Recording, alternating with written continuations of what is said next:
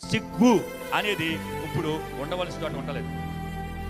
అందుకే పాస్టర్ గారు ఒకసారి మాట్లాడాడు, ఈ రోజుల్లో పరువు అంటే కరువు అయిపోతుందంట. పరువు చెప్పాలి, పరువు కరువు అయిపోయే రోజుల్లో ఉన్నాం మనం. 4 గోడల మధ్యన కట్టుకోవలసిన బట్టలు 4 గోడల మధ్యకి వచ్చేసరికి సిగ్గులేని వాళ్ళు. మరి క్రైస్తవులు అంటున్నారేంటి?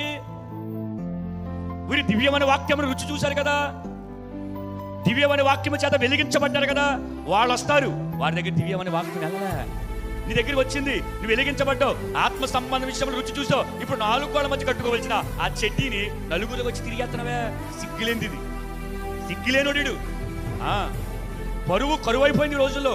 4 గోడల మధ్య వేసుకుంటే అది పరువు. అక్కడ వెసులుబాటుని బట్టో నీ పనిని బట్టో ఉండాలి, కానీ నీ అవయవాలన్నీ కూడా కనపడేలాగా ఆ బట్టలు వేసుకుని బయట తిరుగుతున్నావంటే,